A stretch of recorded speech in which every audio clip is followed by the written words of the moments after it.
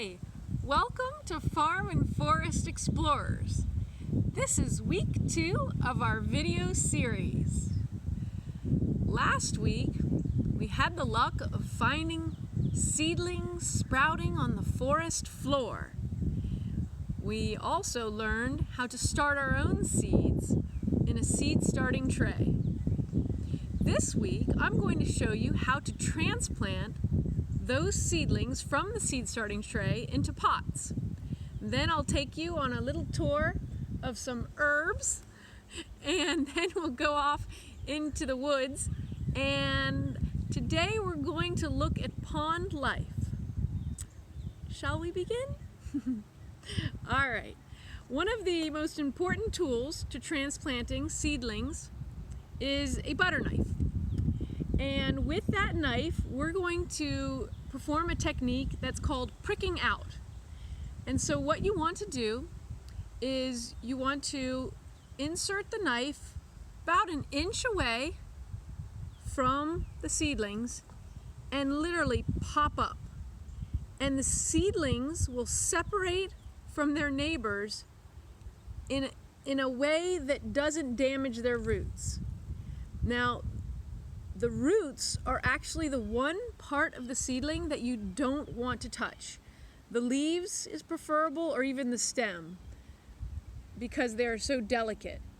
So if we break off that seedling, the tomato seedling clump of soil, as much soil as you can keep attached to the root ball, to the root area, as possible is the best, because there's a symbiotic relationship going on with all the soil microorganisms, the mycorrhizae, and that tomato plant. So basically they're helping each other.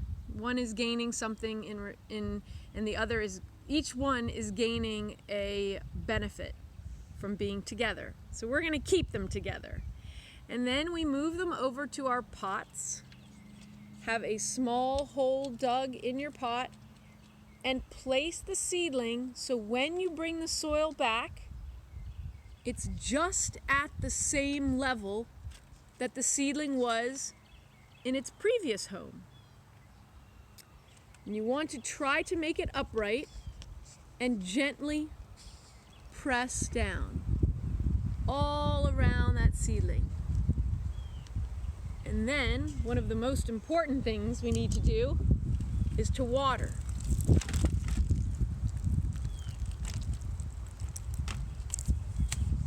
We need to upright the seedling again. We can by pushing the soil around, and there we go. I highly recommend labeling your pot and placing it either similar to your seed starting tray. You can put it under grow lights, fluorescent or LED grow lights, or in a very, very sunny window. Now, people will tell you different dates, but I like to put tomatoes out right around Memorial Day.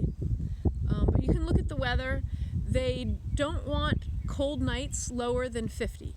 So if you can hold off on there, and if you do put them out early and the temperature is going to drop, you can always cover them with plastic, make a plastic tent using stakes around them. Some people have used like old 2-liter or cleaned out milk bottles just to put around the small plant, because they are tropical, so they thrive in warm weather. And your potting soil mix it's standard potting soil mix. Basically, though, the main difference between it and the seed starting mix is that there is some kind of there's a nutrient source. And I like that to be, in organic gardening, we call that compost. So you're mixing your peat moss and your perlite with compost, basically.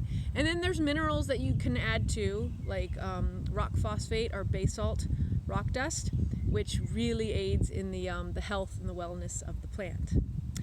Okay, and over here we have some of the herbs that we're growing that have been growing over the winter in our greenhouse. Right here we have sage.